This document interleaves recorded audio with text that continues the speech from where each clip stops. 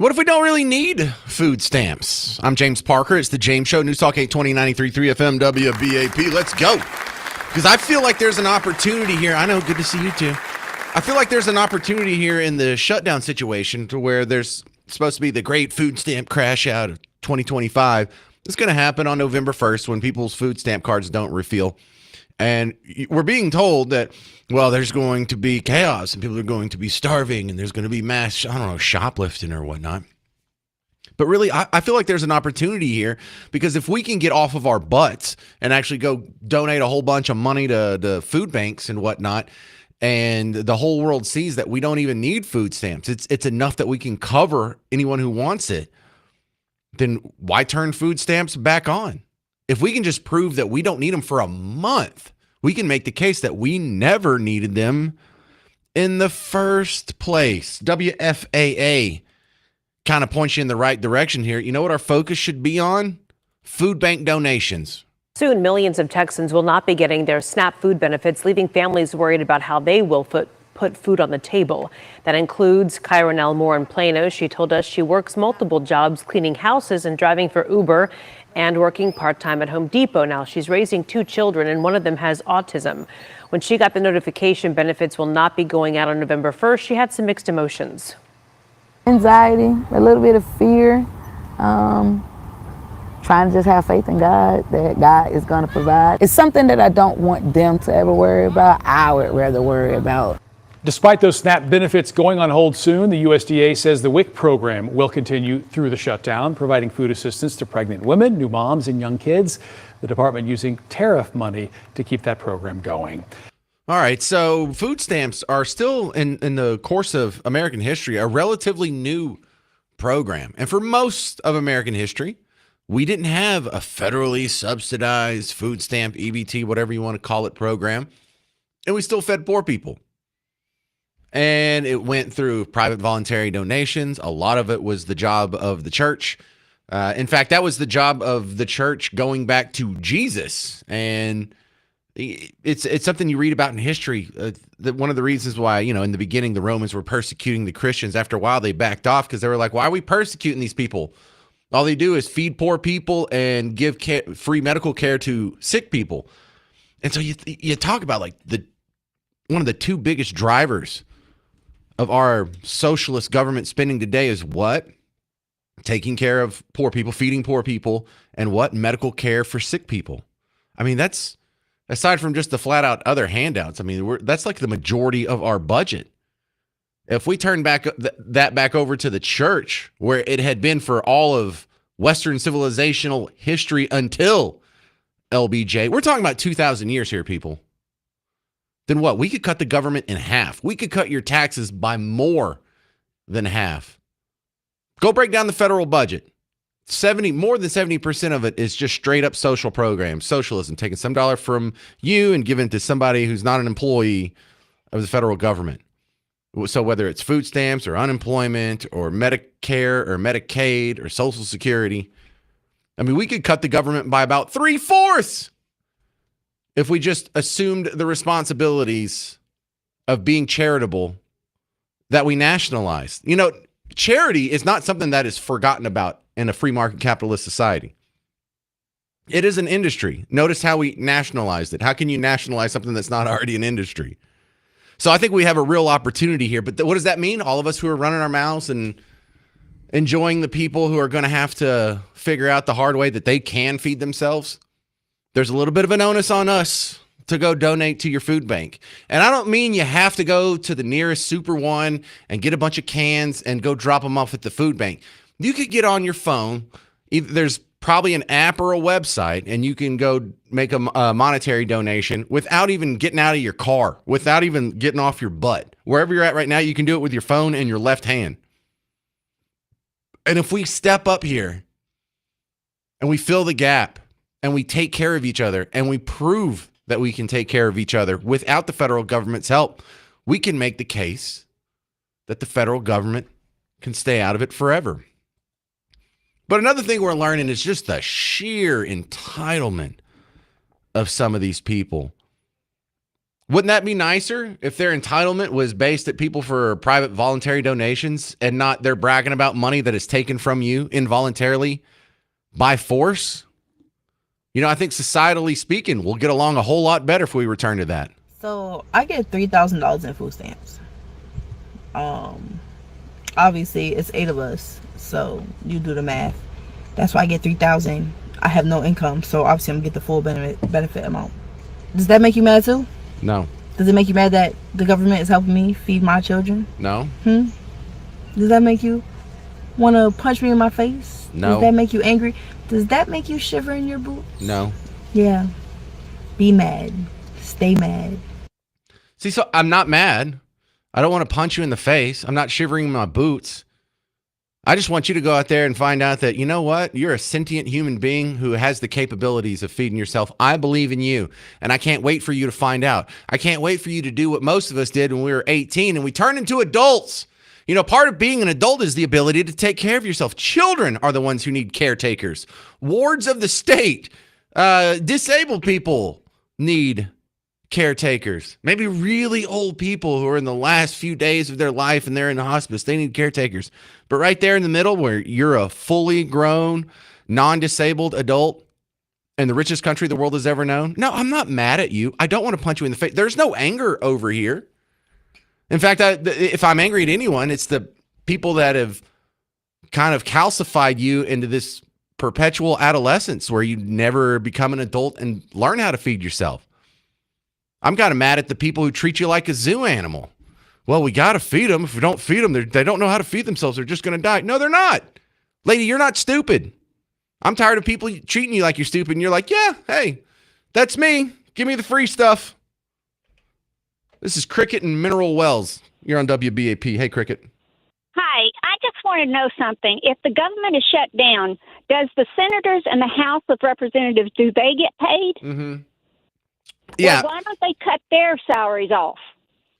It wouldn't make much of a difference anyway. That would make them make some adjustments.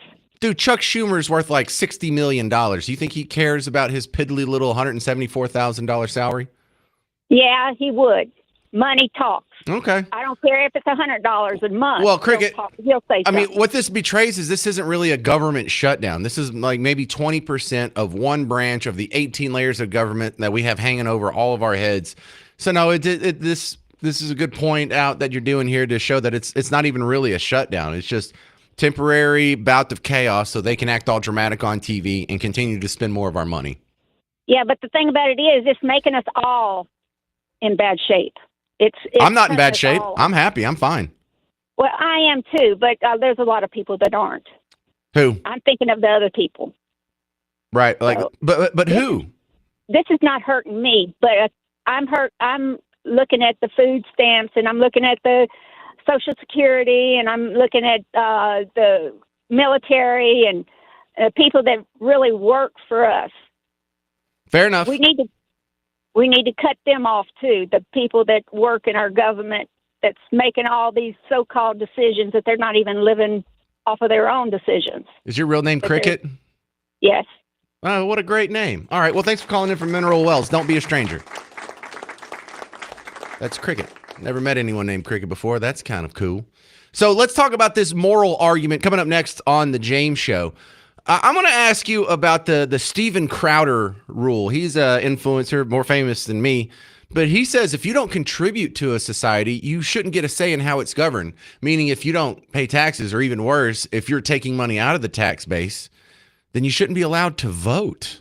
I'll give you my thoughts on that next, but your opinion's welcome. 800-288-9227. I'm James Parker on News Talk 820 and 93.3 FM WBAP.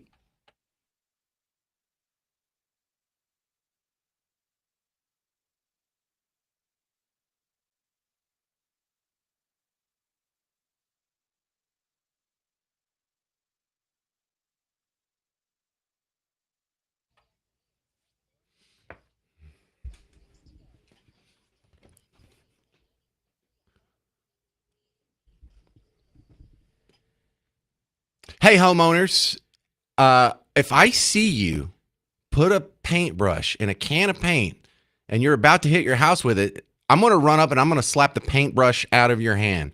James Parker here for Rhino Shield. We don't do that anymore. That would be a huge mistake. You're flushing money down the toilet if you paint your house. Use Rhino Shield. We don't paint your house anymore. You coat your home. Number one, why? Because it will last longer than paint. You can go ahead and paint it now, and you'll have to come back in a few years, and it'll be cracking and flaking and peeling. It'll look terrible, and it'll be all faded, and it'll cause other problems with water seepage, and we just don't do that anymore. And also, in the meantime, you're going to be missing out on the savings that happen because it has an R factor of 6.9. I don't know what that means other than it insulates your house and makes your heating and cooling bills a little more reasonable. It reflects 90% of UV sun rays. Paint doesn't do that. So you're only cheating yourself. Don't make a huge mistake and paint your house. Coat your home. All I'm asking is go to rhinoshielddfw.com. Have Gary come out. He'll give you an estimate. He'll show you how it works. That doesn't cost anything. And then once you're fully informed, you'll see that I'm telling the truth. You would be making a huge mistake if you did anything other than rhinoshielddfw.com. Go to rhinoshielddfw.com.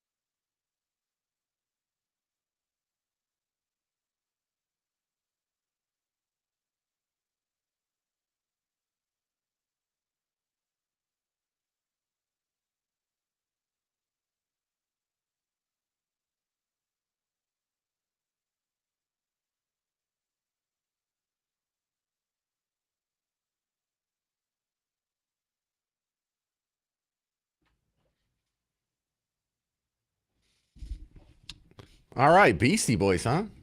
Welcome to the James Show. News Talk 820 93.3 FM WBAP. I am your host, James Parker. What about the idea of if you don't put into the system, you shouldn't get a say-so in the system? I'm gonna paraphrase the Steven Crowder rule, which is basically if you don't contribute to society, you don't get a say in how it is governed, which translates into if you're pulling off the system and not putting into it, you shouldn't be allowed to vote. Oh. Well, what do we think about that? For all instances of statecraft that are this philosophical, this ethereal, I like to go back to the Founding Fathers. What was the system the Founding Fathers set up? The Founding Fathers, first off, had a system where there wasn't any charity that was done through the federal government. So there wasn't anyone that was taking out of the system. However, did they only let people who were putting into the system vote? Ooh, that's interesting. Because you hear a lot of criticism of, well, the Founding Fathers didn't set up a real free, equal democracy. First of all, only rich landowners could vote. Only wealthy white men could vote. Well, hang on a second. If you're in a country that doesn't have like a national sales tax, it doesn't have national income tax, and doesn't have stupid little gas taxes that go to the federal government every time you buy gas, or these chintzy little charges that are on your cell phone bill. Without any of these other federal taxes, how else are you paying into the system other than property taxes? And if you look at it like that, well, only property owners are really paying taxes. That and, the tariff guys. But if only property owners are paying taxes, then shouldn't only property owners get a say-so in how that money is spent? So that's one way to look at it. I'm not saying I agree or disagree with it, because I am not so well versed in all the different revenue streams of the colonial government or post-colonial government that I feel real strong in that. But you can kind of feel the sort of same sensibilities being applied in that situation. Of course, property owners should get a say-so in how that money's spent. That's their money. But what about all these other people? What about the people that live on the property? What about the people who pay tariffs? They talk about who pays the tariffs. Well, when the tariff shows up, if you want to get it out of the customs house, whoever the buyer is on this side of the pond is the one ultimately responsible for taking care of it, whether that comes out of him or the guy who pushed the boat off from the other end of the ocean is going to cover it. Makes no difference. The cost is going to be borne out by the person on this side. Do they get to pay taxes too? So then you run into the weird, okay, so if you only get to vote if you're putting into the system, then at the very beginning of the country, it would be property owners and the fellows who are paying tariffs, and that's about it. But I like the idea also because there's the biblical notion in Thessalonians, he who is unwilling to work shall not eat, not he who doesn't work. If you're disabled and you can't work, or if you're sick, or if you're in a coma, but he who is unwilling to work shall not eat. Okay, that kind of goes along with it. But that's not going to pass. I mean, this is just a conversation that you and I are kind of having for fun, because even though it sounds like there could be some logic into it, there could be some rationale, some justice to it. That'll never pass. That'll never happen anytime soon. But I love having this discussion, because it's sort of the taxation without representation in reverse. You flip it on its head. You have all these people have representation without taxation. And I was playing you the lady in the last segment who was bragging about how, hey, I get $3,000 or whatever it is. And so I get $3,000 in food stamps. Obviously it's 8 of us, so you do the math. That's why I get $3,000. I have no income, so obviously I'm gonna get the full benefit. So she gets to vote, but she doesn't have a job. So not only is she taken out of the system, she's not putting into the system. So without her producing anything, the only money that she spends is money that comes from us. So even when she does pay sales taxes and whatever taxes that are kind of gleaned from her from the spending she does do, it was our money to begin with. It's all with taxpayer dollars. So she's never putting into the system. She is only taking out. So this lady gets to vote. And what's her incentive to ever lower taxes? None. She doesn't pay any. What's her incentive to ever reduce spending? None. She's the one the money's being spent on, and she's not putting into the system. So it's not her money being wasted. So when you look at the Crowder rule just from the simple angle of incentives, this is a real ugly thing that we've created where some people are voting for a living. That's what we've turned it into. And I think that's what the Crowder rule might get rid of. But then how on earth do we implement that? Because you're going to be called racist. You're going to be called heartless. You're going to be called literally Hitler. But if we're already being called racist, heartless, and literally Hitler either, then now what's stopping us? 800-288-9227. 800-288-9227. So we'll continue this debate, but also I'm going to run through some locations on if you do want to physically drop off food donations, where you can do that here in North Texas. I'm James Parker. It's News Talk 820, 93.3 FM, WBAP.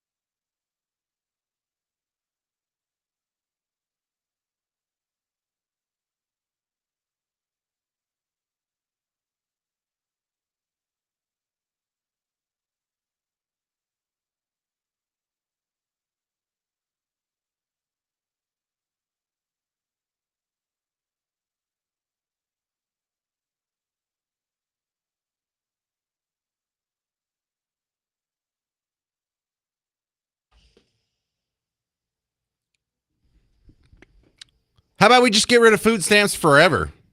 I'm James Parker. It's the James Show, News Talk 820, 93.3 FM, WBAP. There's a big opportunity here that if food stamps are cut on November 1st and the people that can't feed themselves or their own kiddos, they go run and if they can't get their food through the EBT cards that you have been funding involuntarily through your taxes this entire time, and they go to the food bank and they can get food that way, or they go to their church, or they can find some other alternative way to feed their family, then why would we ever turn food stamps back on?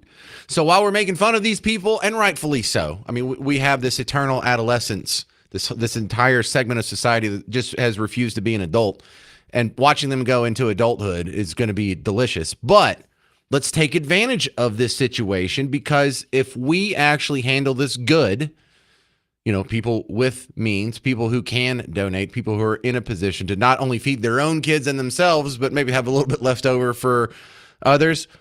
Let's get some donations just flowing in there. Now, they all prefer monetary donations, but during the shutdown, food pantries are going to open extra drop-off centers at Dallas College campuses. So like at the Dallas College Brookhaven campus up in Farmers Branch, Dallas College West Center on Hampton Road, Dallas College, the North Lake campus on MacArthur.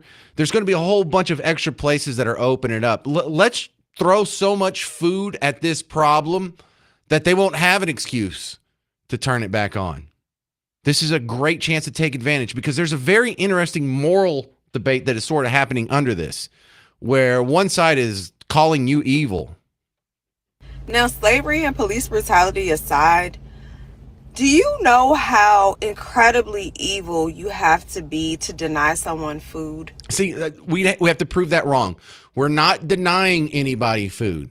We're just cutting off the government program that forces taxpayers to fund it involuntarily. I'm not, look, if you go find some food, I'm not going to come slap it out of your hand right before it gets to your mouth. You know, you're going to be eating a cheeseburger at the last second. Parker's going to show up, boom, knock it out of your hand. That's not going to happen. If you can go get food, I don't want you to starve. I don't want anybody to starve. I'm not evil. I just don't want you to go through government to get it, which isn't evil. It's the way all of America worked up until the 60s, people. Here's another one. I just had the worst shift at work. I'm in a horrible mood. I want to scream so loud that the back of my throat starts bleeding, but I can't. I have to keep it together. So I'm going to come on here and take it out on you. If you're watching this and you voted for Donald J. Trump, I hate you with every fiber of my being. The holidays are coming up. The holidays are coming up, and everybody's losing their SNAP benefits. People who have subsidized food cannot eat in the month of November. Literally Thanksgiving. And for those of you that are self-proclaimed fake-ass disgusting piece of Christians, I hope you burn in hell for all eternity. I hope hell is real just so you can burn.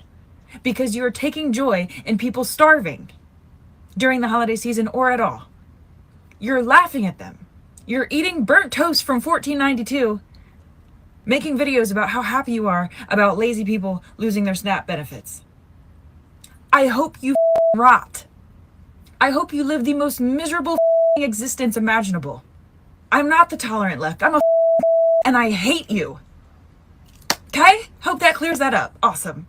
All right, it's cleared up. Well, I don't hate you. I hope you have a wonderful day. I hope everyone that's hungry come November 2nd gets food, and I hope it's from private voluntary donations. You know, I love the idea that me and you are just some fringe, tiny fraction of the population, and most of the country is decent people who agrees with her. So if these people are going to starve, you mean all of the big-hearted, bleeding heart liberals out there are going to sit on their hands and not donate any food and just let their neighbors starve? Do you mean you, lady, you're not going to do anything? Aren't you better than them evil Trump voters that you hate, those evil MFing Christians that you hate? Aren't you better than? Show us how much better you are. Donate so damn much food that no one misses a meal. I want all of these monsters to remain 300 plus pounds because y'all are so generous. Come prove me wrong.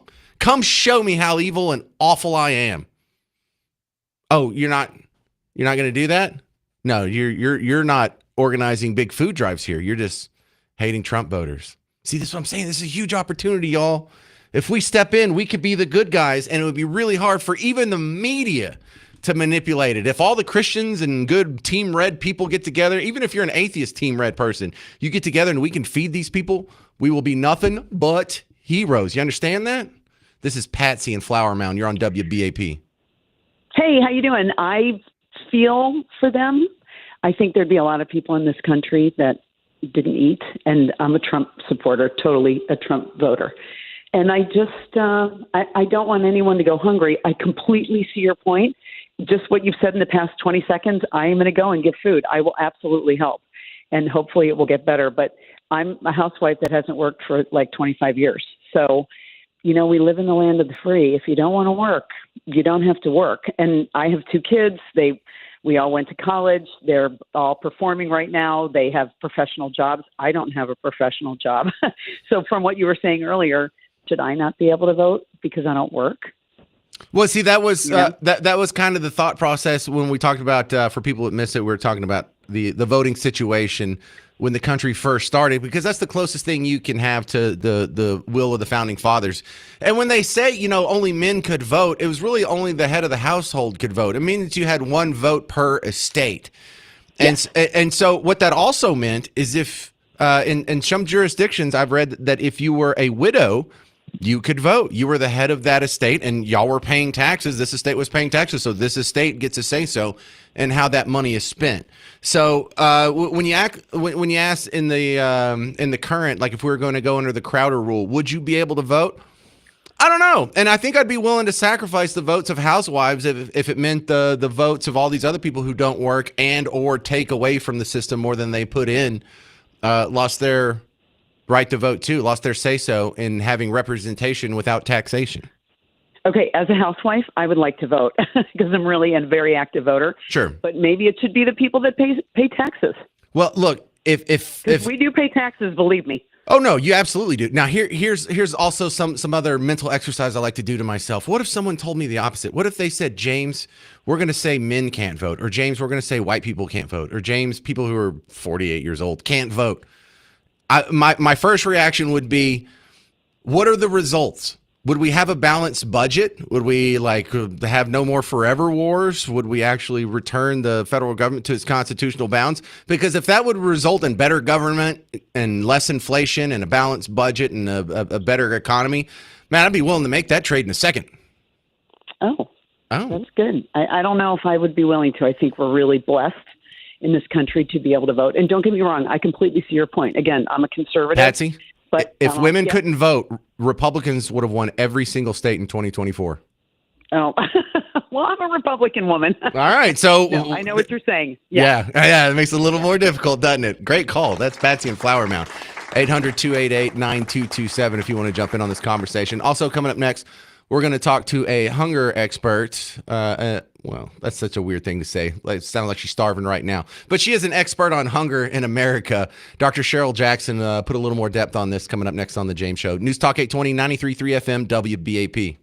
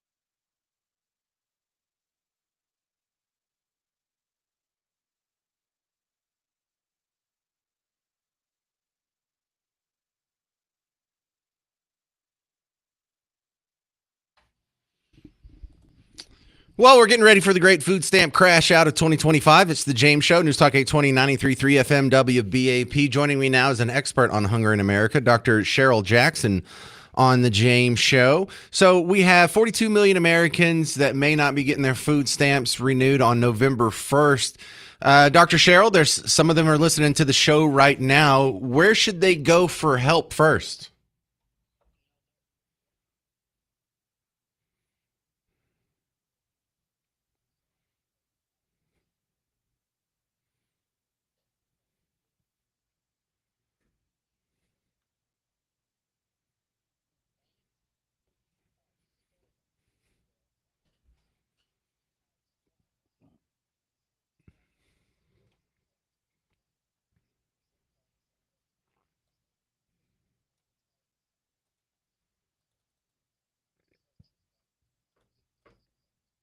Well, I noticed here in Dallas there are some locations that they were talking about on WFAA. Are these new locations that opened up? The one that's like at Brookhaven and a couple of the other college outlets. Are those normal drop off spots?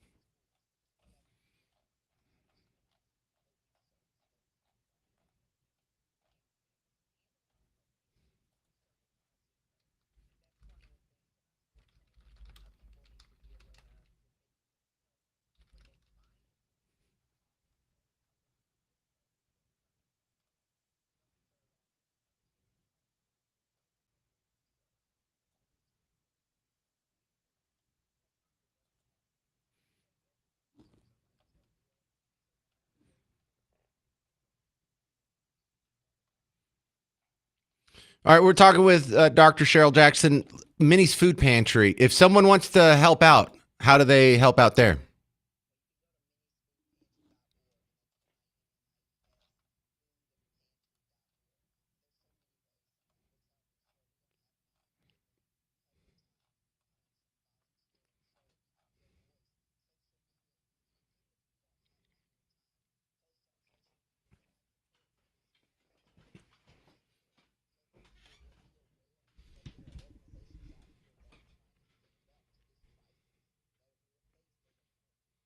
Well, I hear from other food banks that I've talked to throughout my radio career, they say the number one thing you can do is not donate cans and not even donate your time, but monetary donations are actually incredibly useful. Is that what you would say at Minnie's Food Pantry?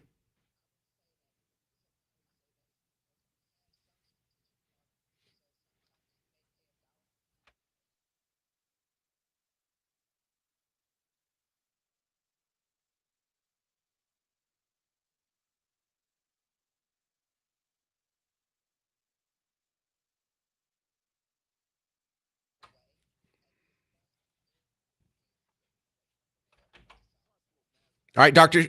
Cheryl Jackson, we may be having a run on food banks here in the next few days. If you need more help, assistance, money, hands, reach out to us. I'll put the word out to the WBAP audience because we want to help out as much as possible through. Sure.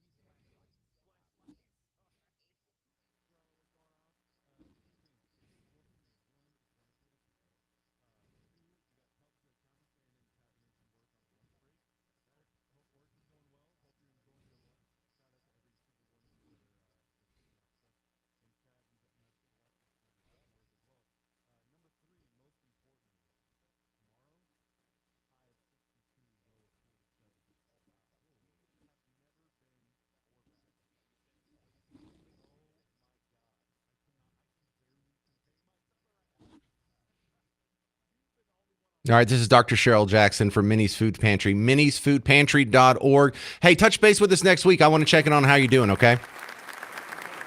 Thank you very much. To the phones we go. This is Ashley. Hey, Ashley in Dallas. You're on WBAP. Hey, James. Appreciate the conversation. Yeah, go ahead. I think another point that I wanted to add is when you have all this government programs and all this funding for it, same reason we're shut down right now is a part of that, is you eliminate the Democratic voter base by eliminating these programs. And, I hear a lot, some of your clips were kind of funny. Some people are pretty upset. But if you turn around, I don't see the taxpayers throwing the same kind of fight out there. You don't hear the same people. I don't like to have to pay when I go out and find a job. I find work no matter what furlough I go through or layoff. You find work, you make it happen.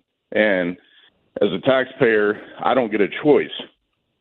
And so, that part's a little upsetting, but we're not out there jumping up and down. And I have no problem donating time, food, money, energy, and effort to helping people make sure that they're fed. Well, don't just say that. Go donate some money now that you said that. Look, even if it's just $20, and I'm not just saying that to you, Ashley, everyone listening, if that's the way you feel, then put a few bucks on it. Look, I'm not saying you got to miss your rent coming up this month or you've got to go into poverty. You got $20, you got $40, you got $100. Let's do something about this. Let's prove them wrong. Let's show. We have a great chance to show them we're not the evil Nazis that they think we are. We're actually here to do good. We want what's best for poor people, and what they've been told about us is a lie. 800-288-9227. 800-288-9227. Your response to the great food stamp crash out of 2025 continues next on The James Show. News Talk 820, 93.3 FM, WBAP.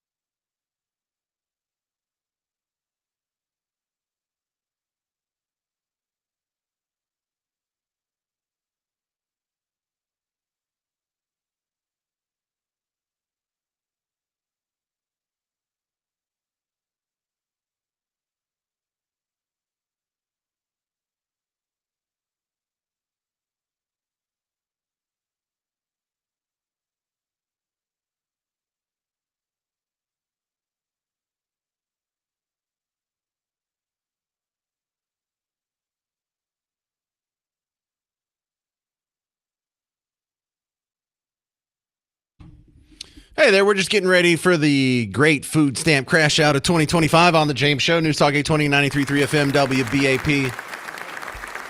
Listen, I see a great opportunity here. This is a great opportunity to show that we don't need big government. This is a great opportunity to show that we are not the evil ones. Team Red's decent human beings. Christians are decent human beings, because we're catching a lot of flack right now. We are catching a lot of stray bullets in this crash out that we're already having. And look, I also don't like some of this pushback. Like, I understand some of the pushback, not all of it. Like, here's a good example. This is a guy who was in a cop uniform. There's not a single on food stamps that gives a about me and my family if we eat Thanksgiving. Why the should I give a about yours? And look, and that's a good point, because that's sort of similar to what I was saying yesterday and last week. There's a lady who's like, well, if I don't get my food stamps, what are you going to do if I come to your house? I was like, well, what are you going to do if I come to your house? Why can't I come to your house and eat your food? Why is it not your responsibility to feed my family? Why would it be my responsibility to feed your family? You know, are we all not equal? Are we all not? Am I better than you? Are you a lesser than me? Are you unable to feed yourself and your kids, and I am able to feed myself, my kids, and you and your kids? You know, so there's almost like sort of this weird self-own that these people have. You know, that it's almost like admitting, oh, I'm an idiot. I can't feed my kids. And not only can you feed your kids, but you need to feed mine too. Well, what does that make me? Doesn't that make me better than you? We've got to be real careful about the moral argument that's happening around this. And in the meantime, donate to your food banks. Y'all should all be Christians. You should all be talking about this in church on Sunday. What are we going to do about this? There's people out there who need our help. We've been in the richest, fattest country the world has ever known for our entire lives. This is the first time we've really had to worry about feeding people. What are we going to do about it? Your church should be having that conversation right now. This is Ben in Eastland. You're on WBAP. Hey, James. I'm going to come to you as one of the poor people. Okay. I am not on food stamps. I'm not on any government assistance at all. But me and my wife, we have 6 kids. I mean, step kids between the both of us. We have kids from previous marriages. I pay child support. I home $3,500 a month, maybe. And we live off of that with our kids. And so all these clips that are on TikTok and Facebook, they're taking away $3,000 of my food stamps. We live off of that. We buy food, we pay our mortgage, we pay our bills. I think the problem is most people don't want to change their lifestyle. They want to be able to pay for what they're paying for, and then have us, who pay taxes and are not on government assistance, pay for their food. And I just want to know, maybe we did this wrong. Maybe I should start applying for something. I've got a really good job, but it just, half of it goes to child support. I don't feel bad for him at all. I work, 2 jobs. I don't know. I don't know where to go from there. That's really all I kind of had to say. Yeah, this actually bites a lot harder for people. Look, Ben, I think I'm kind of in your category. I have this full-time job, and I pick up anything I can outside of this. And yeah, I put in an extra 20 or something hours outside of this show doing other things just for income. And I'm never getting ahead. Like I've planned it out. I can't take what we do. Ben, I can't take a vacation for about 8 years. I have so much debt that's over my head. I had a sick kid in 2023 that we're going to be paying off to the tune of so many $100 a month for, it was 10 years. I've got it down to 8 years before I can even think about taking 2 weeks off a year. Like, hey, anyone listen to the show? Have I taken a week off since the show started? Have I? What was the vacation I took this summer? Oh, that's right, none. What was the vacation I took last summer? Dude, I'm barely scraping by too. I'm getting kicked in the teeth. Now, when you first came on, James, I listened to you, and I know you were gone for one day. All right. That's fun. No, but there's a lot of us who are forgotten about. We're at the bottom of the barrel too, but we're at the working end of the bottom of the barrel. And Ben, you want to really tick yourself off? Not really, but go ahead. In fact, I want everybody listening, maybe not right now because you're driving or whatever, but I want you to maybe this weekend or when you have 30 minutes to sit down, find out how much you actually pay in taxes every year. Find out how much. I know because it starts out. I didn't even make it to the 20% tax bracket this year with all my write-offs or whatever. I should be in that one, but I've got a good accountant. When you take what you pay, and thank you very much for your call, Ben in Eastland. When you take what you pay in income tax, which it's about 12% for me. But don't forget the Social Security tax. That's another 13% right off the top that we never see. Half of that's paid on your behalf by your employer, so that doesn't even show up on your stub.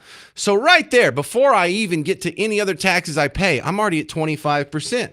Now look at the property taxes I pay that are coming out of my mortgage check every month. Look at the sales taxes I pay when I spend my money. Look at the 37 cents in gas taxes that I pay with every gallon of gas that I get. Look at all the chintzy little taxes and fees that are in every utility bill, your sewage bill, your water bill, your cell phone bill, your internet bill.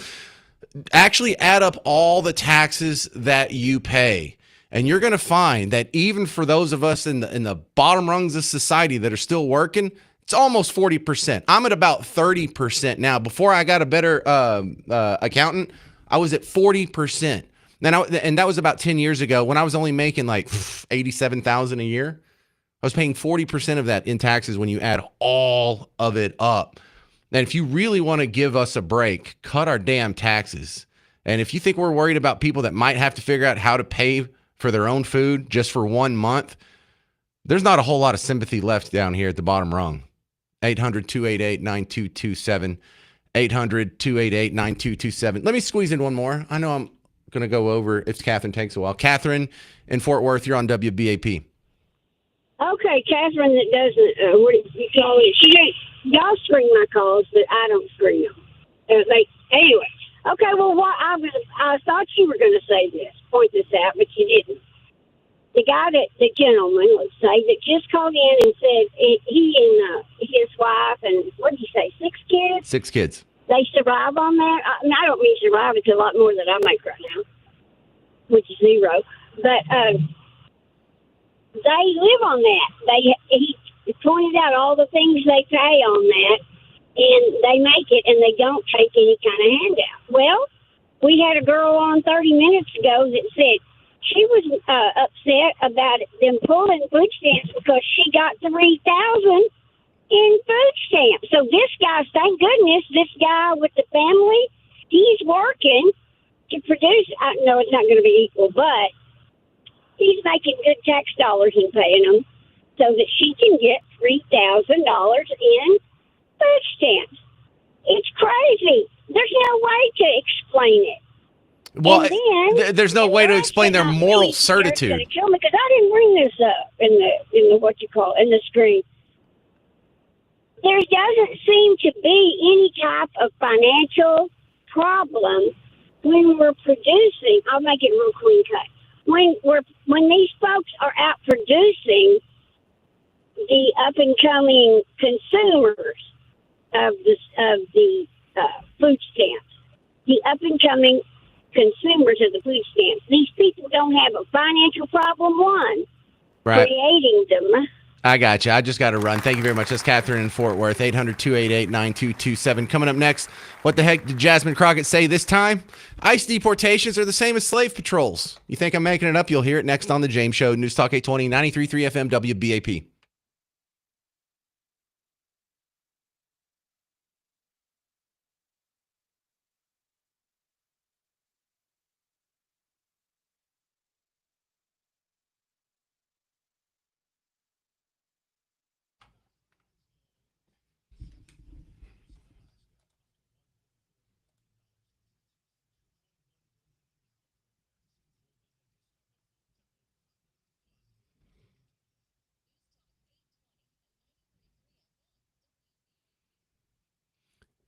Hey, sports fans, James Parker here for the Prize Picks app, and we've got everything going on right now. The World Series is in full swing, no pun intended. We got basketball and hockey.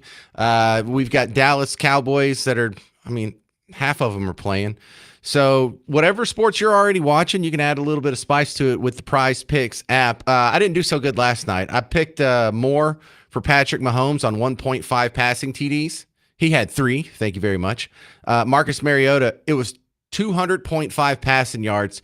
I picked less. I should have picked more. He threw for 213. So I was close. I was so close. But I get another shot at it. If I want to do basketball or hockey or baseball, I can do it today, tomorrow, the next day. I really try and stick with football, so I'll be back in the saddle for the Thursday night game. And then whatever running back's going against the Cowboys this weekend, I'll just pick more on all their stats and just cash in on that. If you're new to the Prize Picks app, you can get a little bonus action here. Download Prize Picks, use promo code WBAP, and you can get $50 in lineups with your first $5 lineup. Download Prize Picks, use promo code WBAP, get $50 in lineups with your first $5 lineup. Prize Picks, it's good to be right.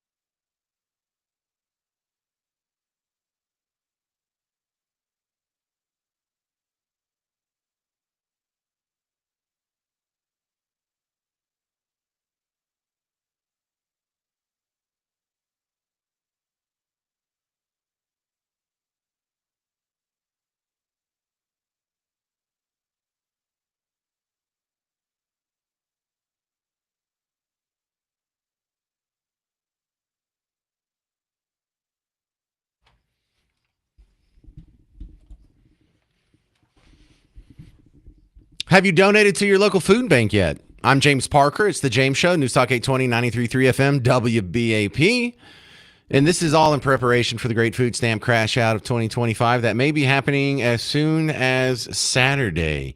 We learned from the viral videos that I've been culling on your behalf from yesterday's show that some viral videos, one date that's caught on is November 3rd. It's sort of a day of action. And the plan is that they're going to go and they're going to say, look, if we just all go at the same time, and we fill up our baskets at the same time, and then we all just walk out at the same time, they can't stop us all.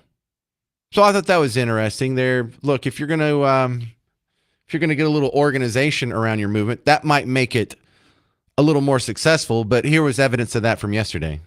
People, my people, I wish we stopped crying about this EBT card. At the end of the day, they trying to see is we gonna stick together. And we are gonna stick together. November 3rd at 6:30, we're going to Walmart. And at 7:30, we're gonna walk out of Walmart with our buggies, okay? Well, look, I appreciate she used the correct vernacular, buggies. And that's something that, like when you're in the country, everyone calls it a buggy. And then if you come into the city, you'll hear some transplant from Ohio or Missouri or something call it something weird like a shopping cart. It's like, what is a shopping cart? What is that? Like a carriage? Shopping cart? No, it's a buggy. It's a buggy. But can you think of how delicious it's going to be if these people try this? And at the same time, the news media outlets, or it would probably be just randos like myself on social media, showing that the food stamp pantries are the food banks are overloaded with donations. They have more food than they could possibly deal with. What would the excuse be for the rabid crime wave then? What would the excuse be for the shoplifting? There would be no excuse for shoplifting. No, you don't have to go steal from Walmart to feed your kids. You don't have to go shoplift from the nearest grocer in order to not starve. First off, you're 300 pounds. You could probably miss food for all of November and be fine, but the food banks would be exploding with donations, and that's my hope. That's my hope, is those two things are happening in tandem. So there's no excuse. And then there's no debate on who's right and who's wrong either, is there? Roy in Paris, you're on WBAP. Hey, Roy. Yes. Yes. Go ahead.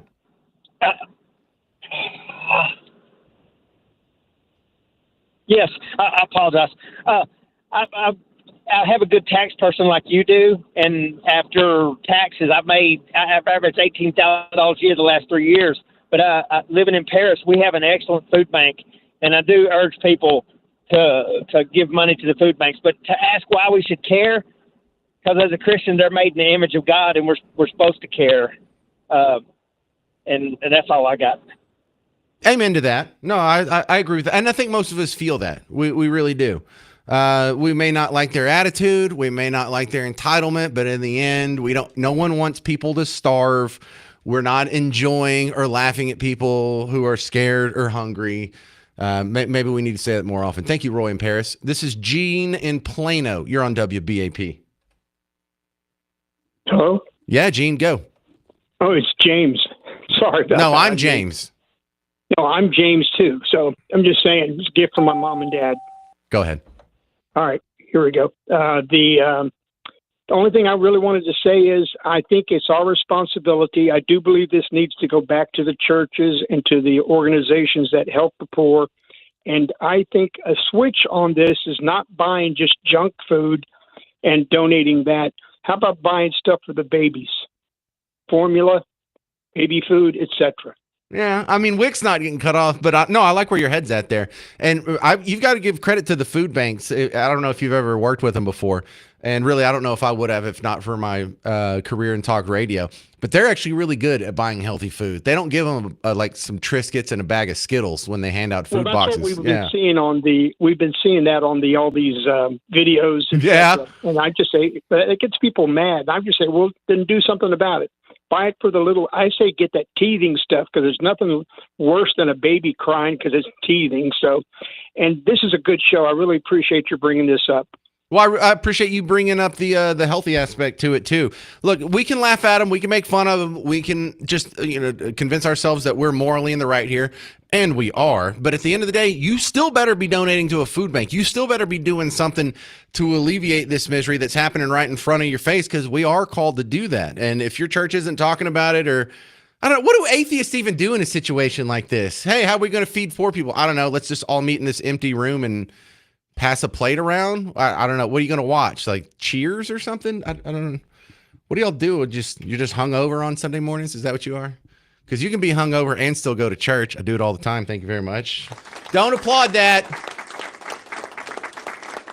Now it's time for today's edition of one of the hot new segments, almost as hot as Garrett's World. What did Jasmine Crockett say this time? Jasmine Crockett, queen of the liberal tea. Bleach blonde, bad built butch body, Governor Hot Wheels, and he is a hot ass mess, honey. Queen of the liberal tea. Today's edition of What Did Jasmine Say This Time brought to you by Tylenol. Just kidding. They're being sued right now by the state of Texas. What did Jasmine Crockett say this time? ICE deportation efforts are the same. It's the exact same, y'all, as slave patrols. Seriously. You know, I've sat and I've listened, and what my colleague, Mr. Christian Morthy, just talked about was just blatant racism. Like, I'm going to just call a thing a thing. Like, this administration is racist. That he has always been a racist, and that is what we are enduring in this country. Let me give you some facts behind this racism. And they get mad when I say the things that I say, but I will not stop speaking the truth. Number one, I said that what we were experiencing in this country felt like what I would imagine slave patrols to look like. And frankly, anybody that knows anything about slave patrols, this is exactly what it was like. We're talking about lawless people that are going around with no warrants or anything, and it's all about rounding people up and disappearing them. That is what's currently taking place. And interestingly enough, even though modern day policing was born out of slave patrols. All right. No, Jasmine, ICE deportation measures aren't the same as slave patrols. You know why? Because Democrats would cheer them. Oh, damn. Oh, God. 911, I'm reporting a murder. Coming up next, you're going to hear Jasmine Crockett call you gross on The James Show. News Talk 820, 93.3 FM, WBAP.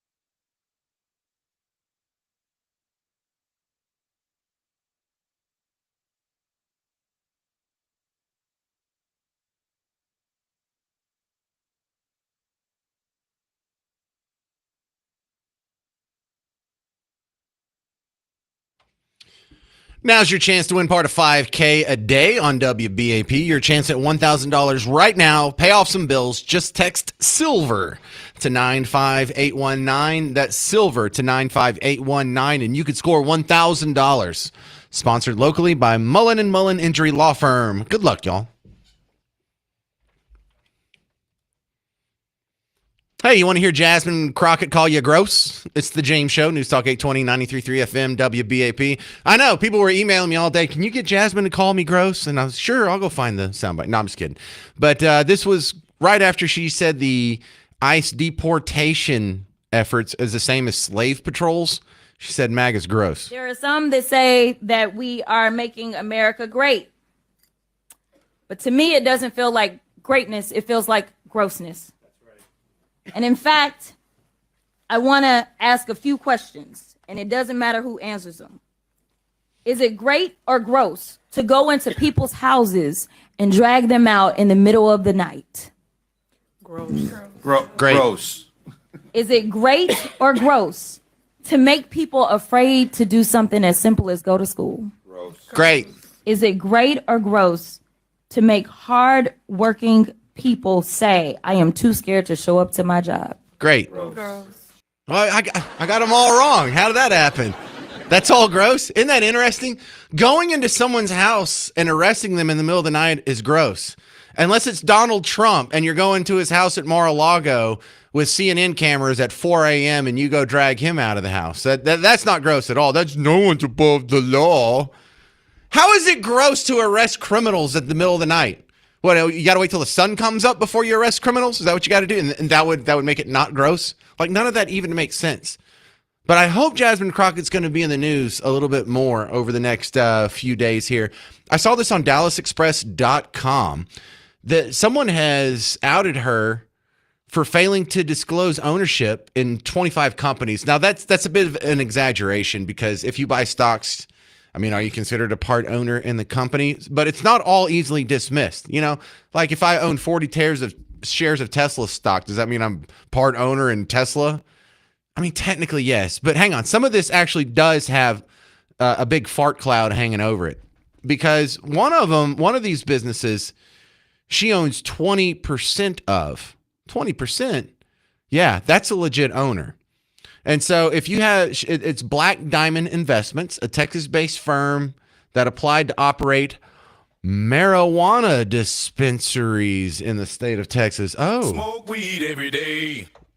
They also have applied to operate marijuana dispensaries in other states, including Ohio. The firm identified her as the chief operations officer and the principal contact for licensing applications. So she is not just some passive investor who happens to hold a handful of stocks in a company that has bazillion stocks. She's a 20% stake owner, chief operations officer, principal contact for licensing applications. Now, why is that an issue? Well, the whole point of these financial disclosures is so there's a little transparency on whether or not you have a conflict of interest or a major conflict of interest. And in this one, it's an interesting coincidence that Jasmine Crockett, failing to disclose her 20% stake in Black Diamond Investments, the weed dispensaries, and that she's a chief operations officer, so she's on the board there. She's in the C-suite. After hiding that, she co-sponsored federal legislation in Congress in D.C. to decriminalize marijuana nationwide. And these proposed marijuana bills would have provided clear personal gain to Jasmine Crockett if it had passed. Well, now we have something going on. Now we have a real controversy.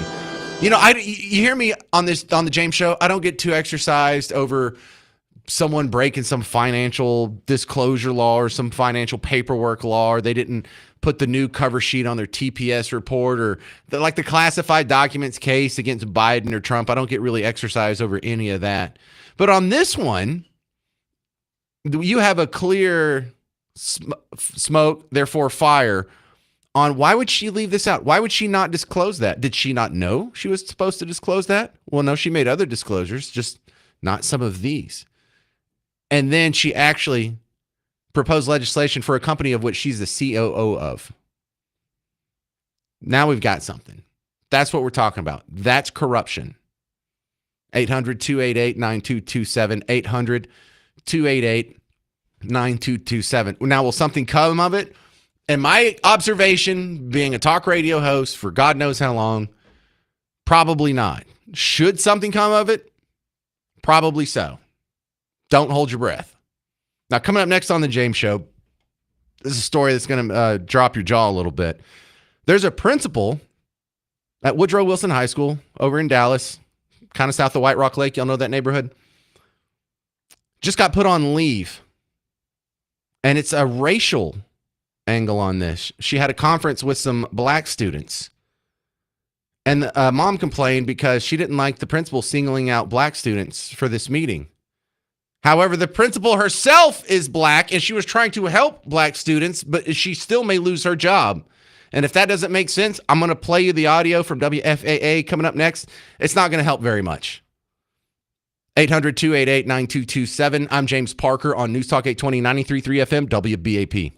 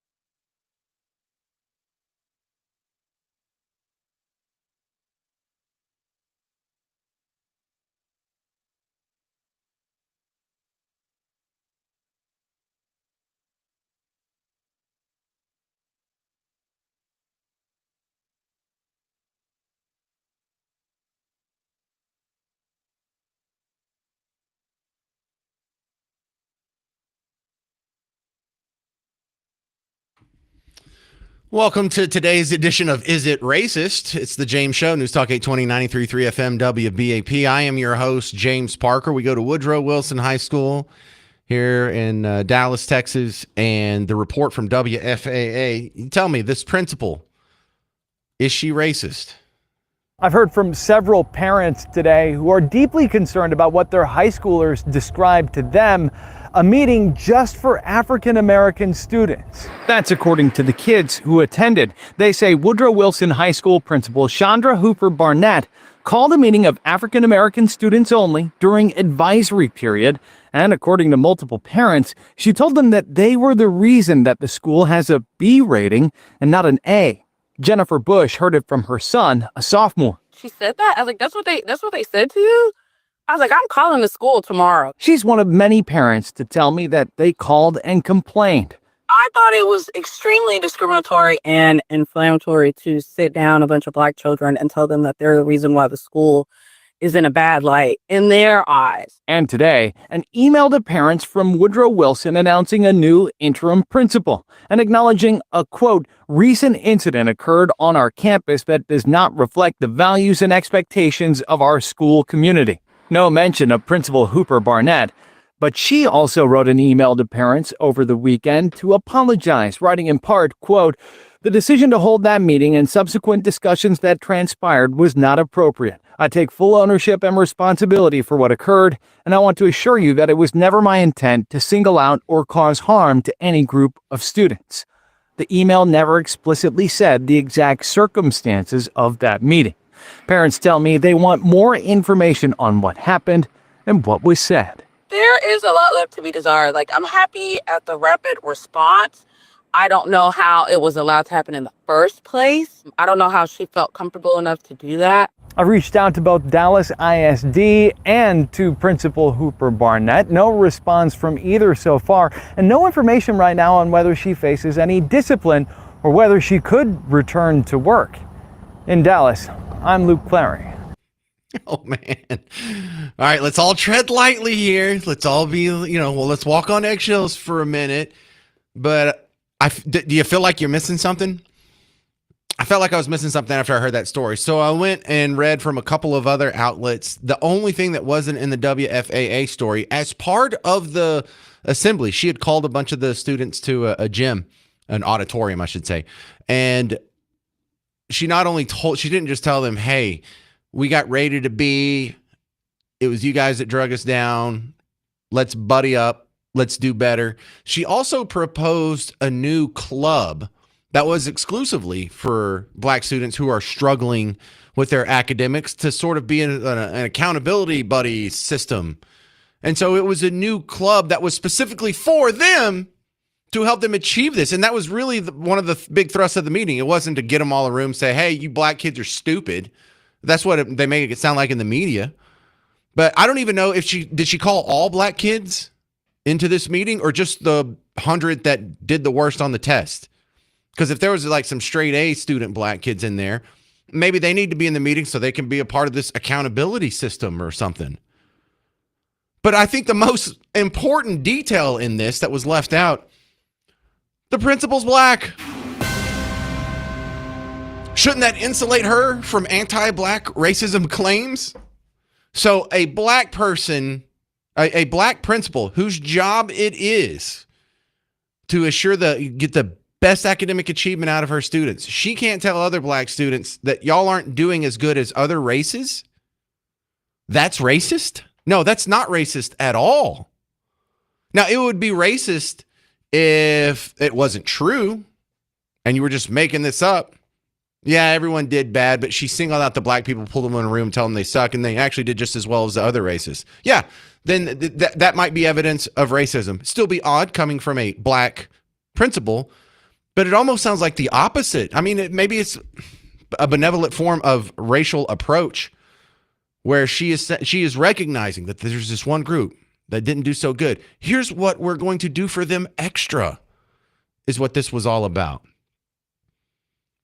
But man, if no one can pull your kids aside and say, hey, you aren't doing so good without you being racially offended, that's not good for the kids. And what are you teaching the kids?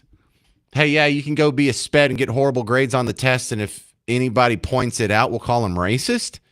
How does that help anybody? It doesn't. And so in Woodrow Wilson High School, I looked it up just so I wouldn't be speaking out the side of my neck here. It's in the last census that they have at the school, in the last year of data, it's about 9% black, and it's a school of 1,700 students. So if she did just pull like all of the black students, it would be way more than 100. So maybe it was just the bottom 100 scoring kiddos. I don't know that level of detail. But the idea that some son could come home and tell his mom what happened, she'd be like, oh, well, that's racist. Let's go get her fired.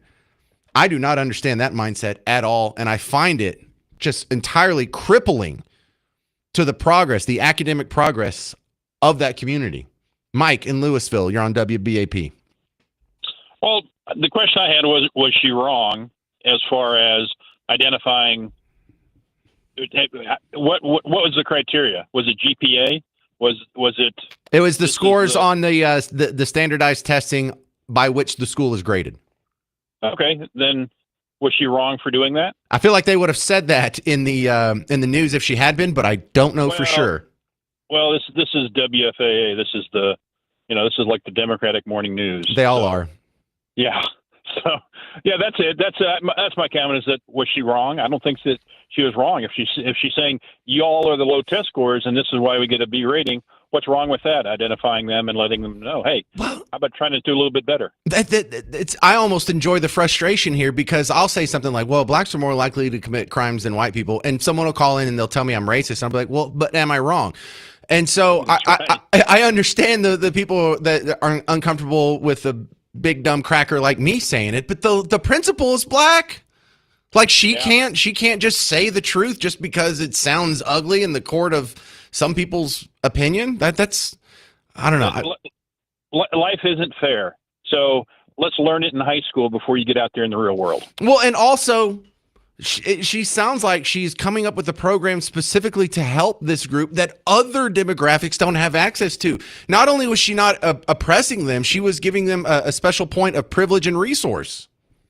Well, that's what her intent was, but they're not going to do that now. So they're going to still be at the low end, and because they're not going to allow this program to happen, right? I don't know. Maybe they still do the club. I don't know. And on top of that, here I know it's crazy, isn't it? Not on top of that, Mike from Louisville. The interim principal that is in her stead now, God forbid, she's white. Oh, no. Oh, God. So in order to fight anti-black racism, we have to kick this black lady to the curb and replace her with a white one. None of this makes sense. None of this makes sense. People are so ate up and distorted by race that they're getting something just very obviously wrong here. 800-288-9227, 800-288-9227. 9227. Is the principal racist? We'll cover more on next on the James Show. News Talk 820, 93.3 FM, WBAP.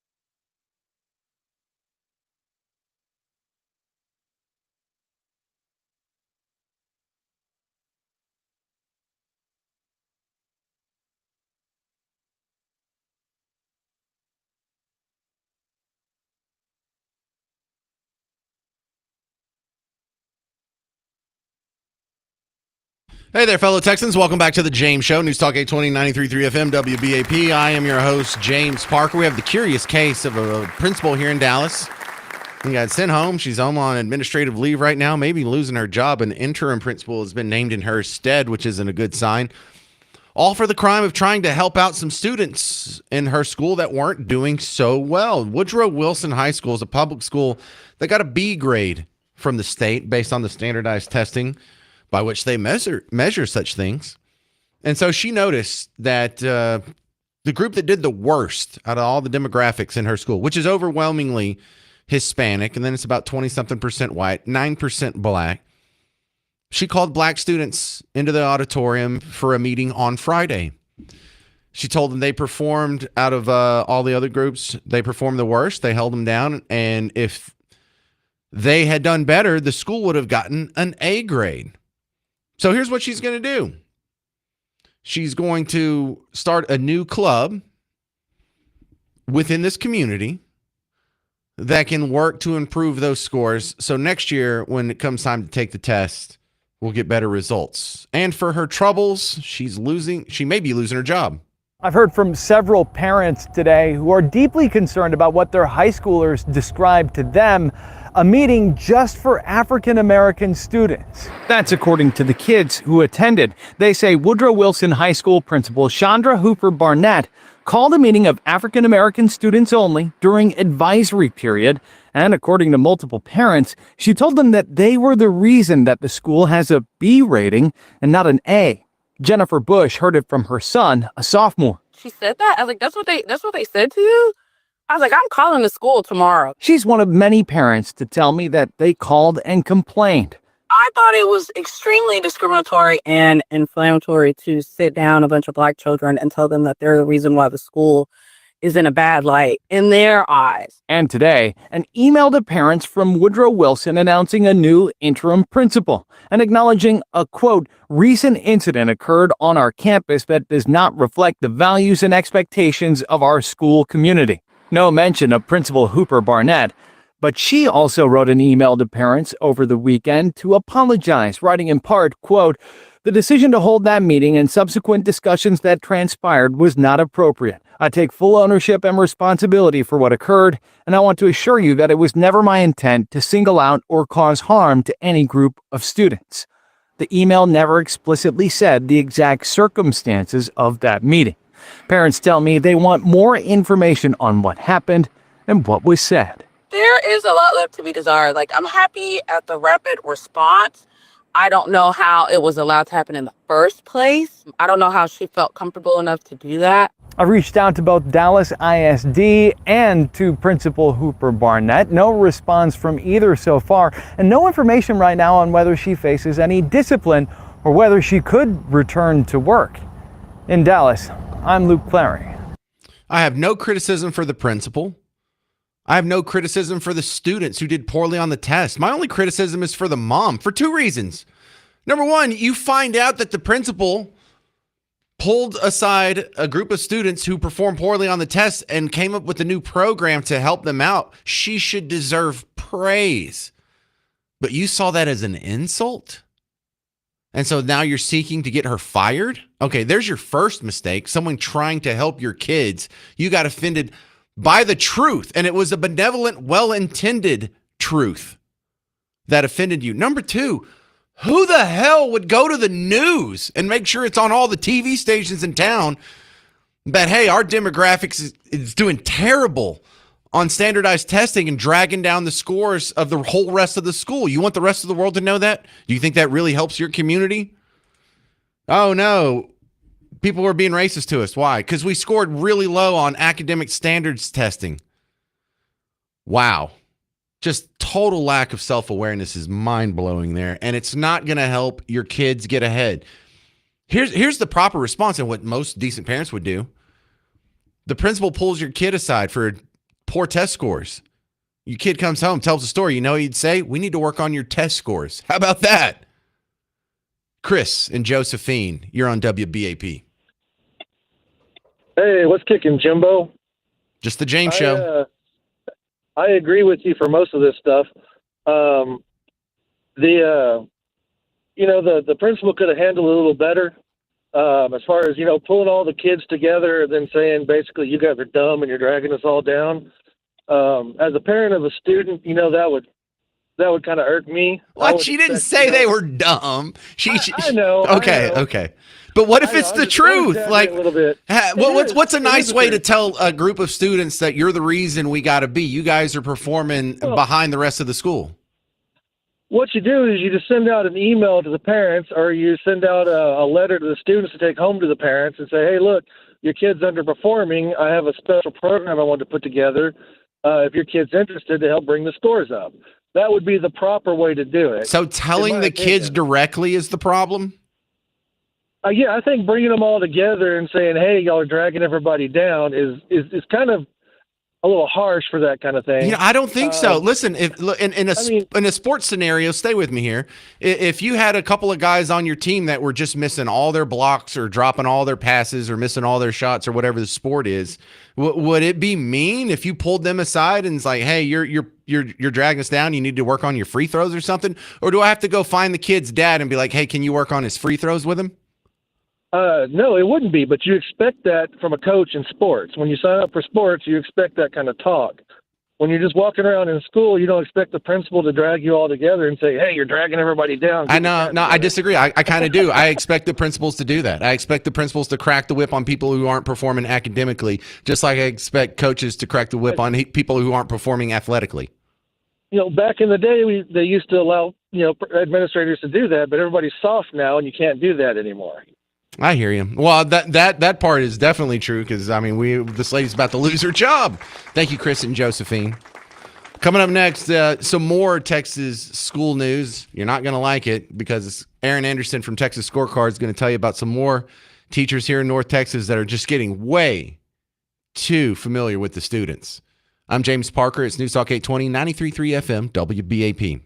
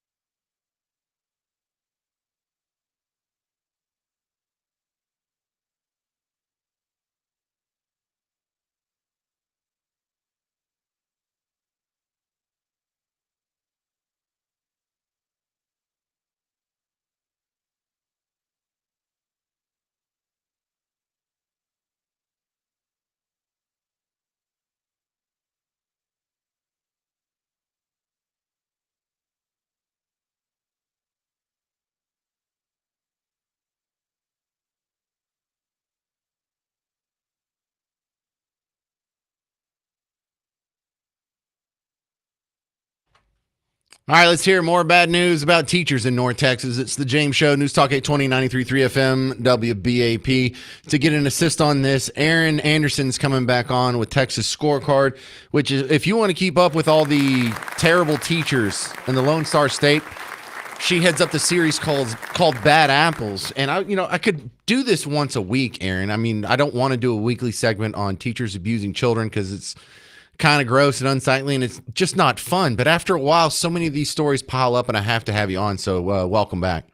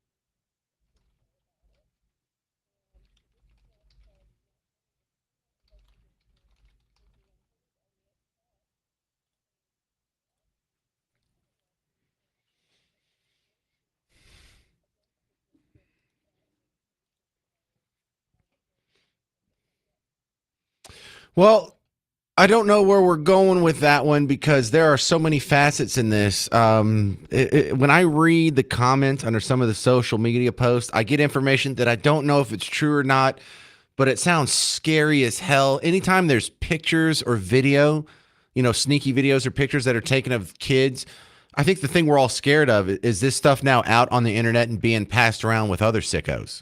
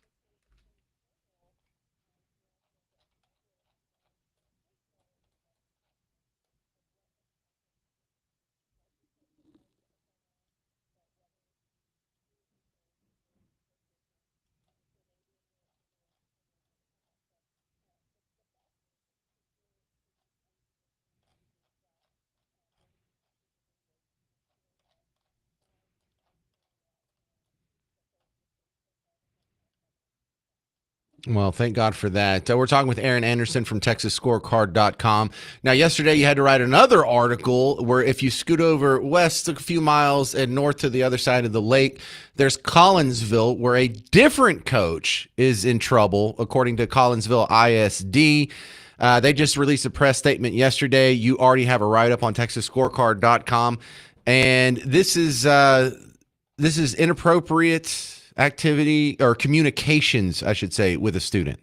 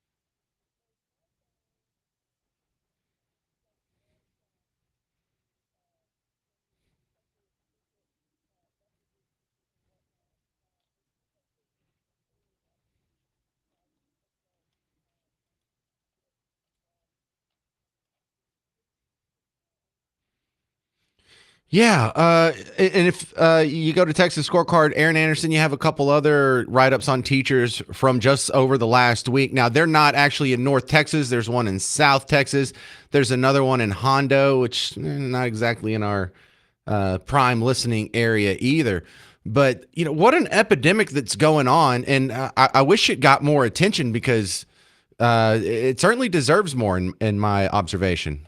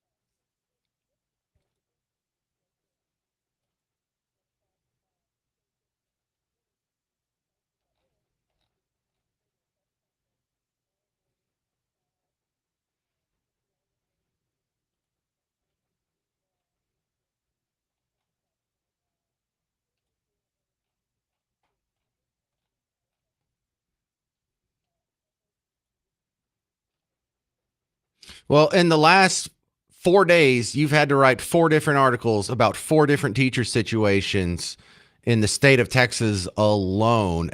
This is something I want to keep an eye on because look, if this was pastors or Catholic priests, this would be a national travesty. Or if this was cops shooting unarmed people of any demographic, this should be a national tragedy. Somehow it just really bothers me that our children can be abused on this regular of a clip and it doesn't get more notice.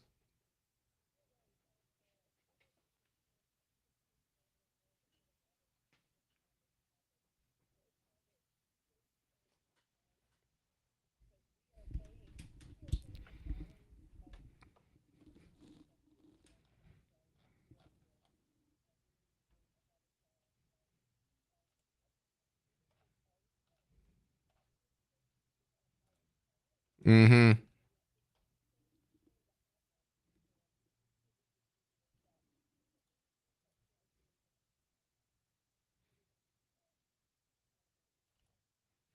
All right, Aaron Anderson, I hope we can minimize this project so much or this problem so much that I get to read articles about you from other topics. I can't wait for that day to happen. All right, coming up next, I'm going to talk to you about the WBAP Road Show that's coming to the National Medal of Honor Museum November 11th. Details next on how you can meet the morning show for WBAP in Arlington next month. I'll talk about it on the James Show, News Talk 820, 93.3 FM, WBAP.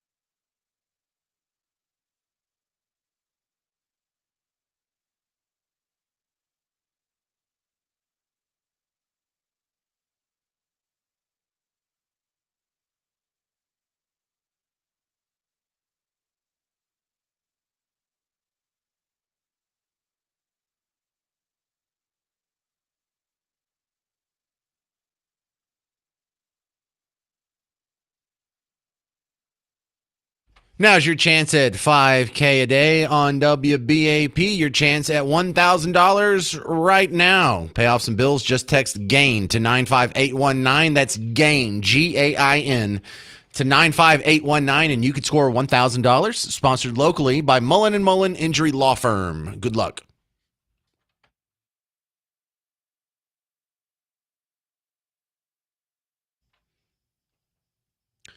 Hey there. Welcome back to the James Show.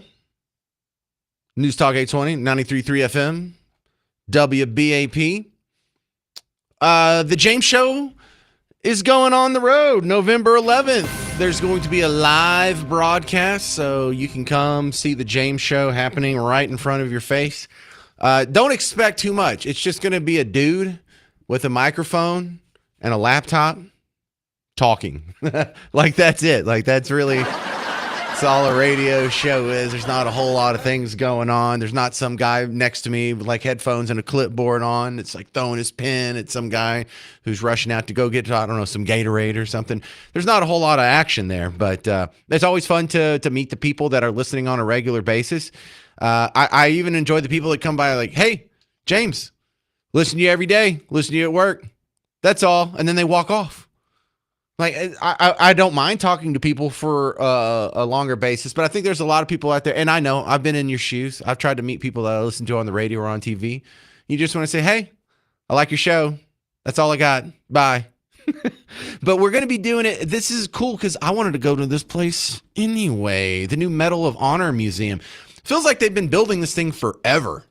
And I remember when they first started building it, I went to like a Cowboy game. It was the home game against Tom Brady, and they had just started building that thing over there, and it was really just the stilts, and they built the stilts, and they were starting to build like the bottom floor, but it looked like they were building the top floor first because this whole thing is on stilts. And so I was like, what is that going to be? And so I had to look it up on my phone, Medal of Honor Museum. Well, that sounds kind of awesome. And so here I get to be a part of it. The National Medal of Honor Museum is going to have us there all day in honor of Veterans Day. That's right. November 11th. So if you're not familiar with what I'm talking about, right there between the Cowboy Stadium and the Ranger Stadium, where all the fun stuff is in Arlington, you know, you got like Wet and Wild across the street. You got Six Flags down the road.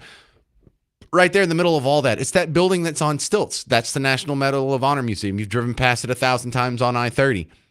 So we're going to be spending all day out there. Now, the morning show doesn't do remotes. It's ridiculous. No one's going to be out there at 5 in the morning to come say hi. The museum's not even going to be open. So we're going to let them do their show live here. Casey's going to, when I say here, I mean at the studios. Casey's going to do his show live from the National Medal of Honor Museum from 9 to 11. And then Markley Van Camp and Robbins is on from 11 to 2. Now, in that time slot, we're making the morning show drive out to Arlington, and they will be at a table where we have our little WBAP table, and you can meet them from 11 to 2. That's when they're scheduled to be there. So I know, like, you can be nice. Like, I like you too, James. You really want to meet Hal J or Monty or Ernie or Carla. I get it. But that's when they'll be there from 11 to 2. So this is your chance. And look, and I don't say that because, just being self-deprecating for comedy's sake. When I'm at the state fair, people ask, is Ernie here? Where's Hal J? It's like, look, they're not going to just come sit next to me while I do my show at the state fair. However, they are going to be sitting next to me at the National Medal of Honor Museum on November 11th. I don't know why. Look, when they give us the notes to promote this stuff, they're like 1861 AT&T Way, Arlington, Texas, 76011. Hey, people who are writing my notes, no one does addresses anymore. You just ask your phone. You just hold the button. You say, give me directions to the National Medal of Honor Museum. That's it. Or I could mess up with a lot of people's phones. I like doing this. Watch this.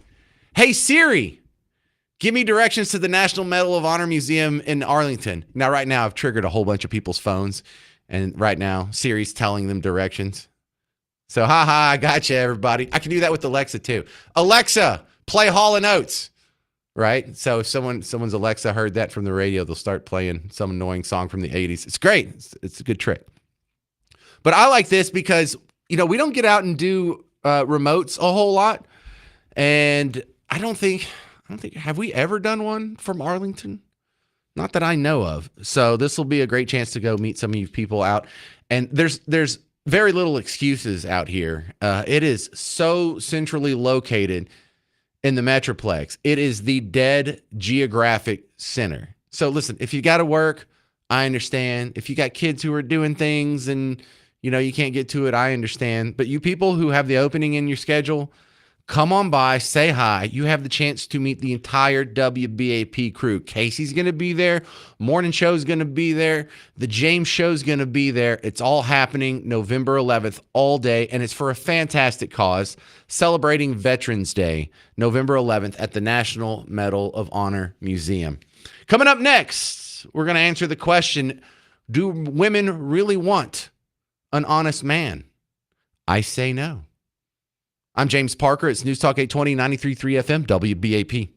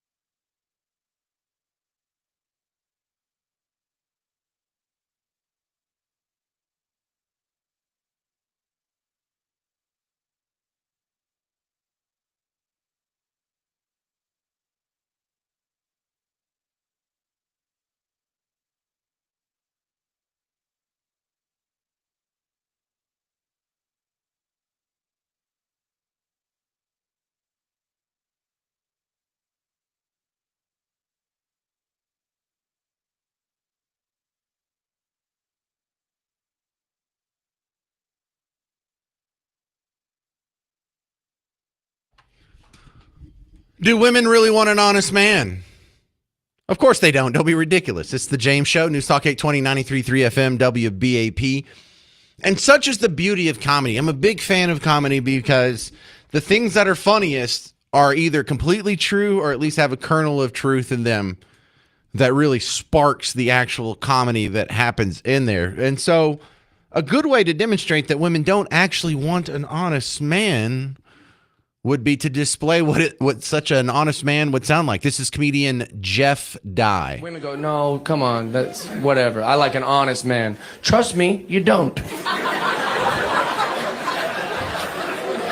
An honest man is called an ass. But we have to say stuff like, oh, honey, come on.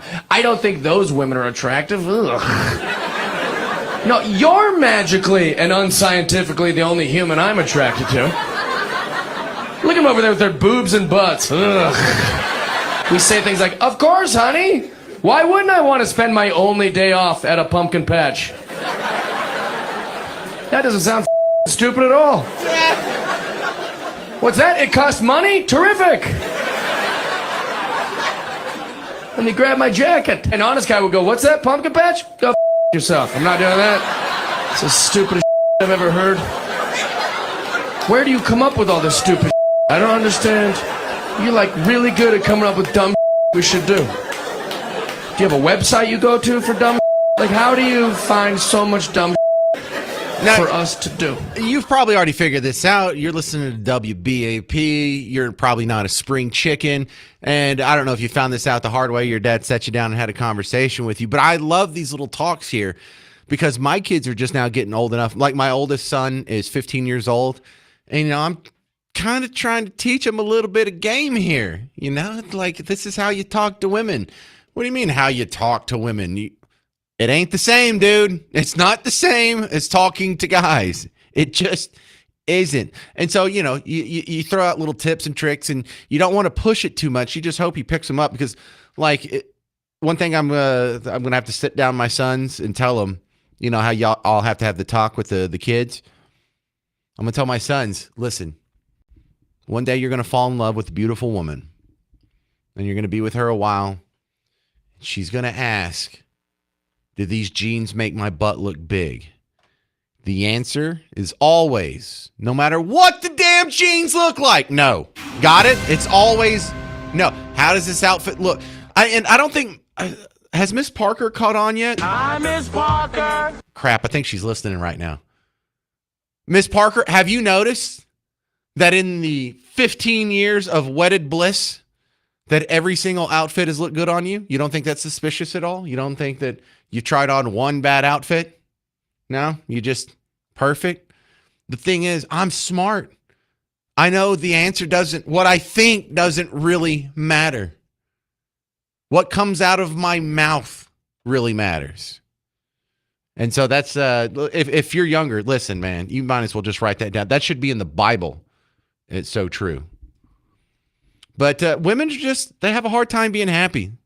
And the truth doesn't make them happy. Women with curly hair buy a straightener.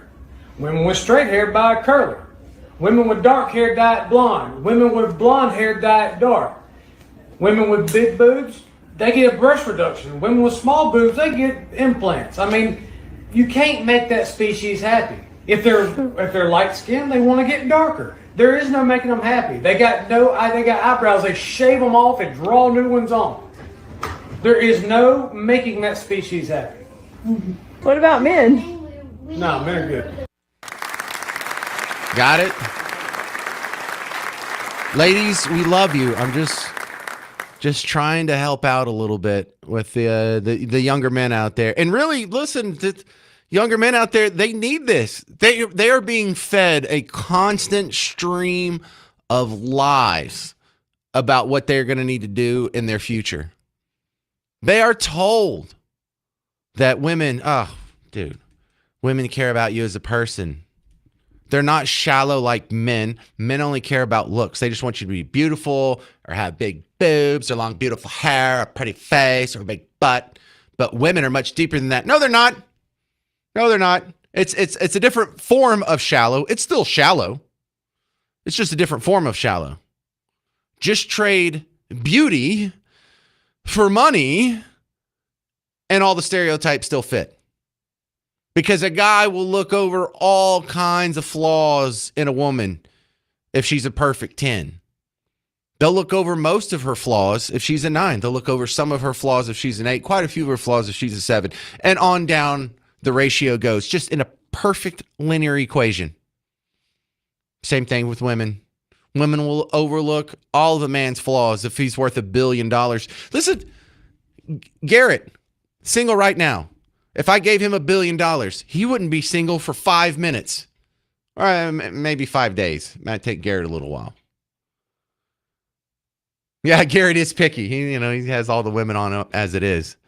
Can't imagine if you had even more women to fight off all day, Garrett, with all that money. That'd be so embarrassing. They're fighting over him now so bad. No, you wouldn't be like King Solomon, sorry.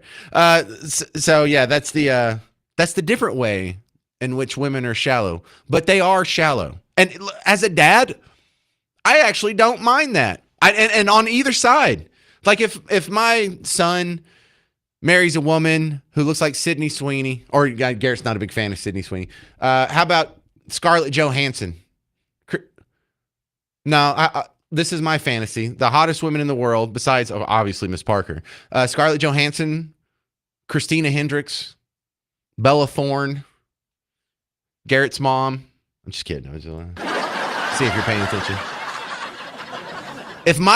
If my son married a woman that is that beautiful, but she had like a 94 IQ, I'd be okay with it. I'd be like, you did great, son. You've really set yourself up well for a happy life from here on out. You know, what if she had what if she was a perfect 10, but she was dumb and she didn't have a job and she didn't have any marketable skills? Son, you did great. Oh, I'm so proud of you. Look, I can't wait to show all my friends your beautiful new wife. Now, my daughters, if they go out and they marry a guy who's maybe short, fat, bald, bad breath, but he's got a private jet, same thing. Oh my God, babies, you did such a good job. I am so proud of you and your husband. I can't wait to show all my friends the awesome husband my daughter got. So make no mistake about it. It can feel shallow. It can sound kind of shallow. Guys want beauty. Girls want money.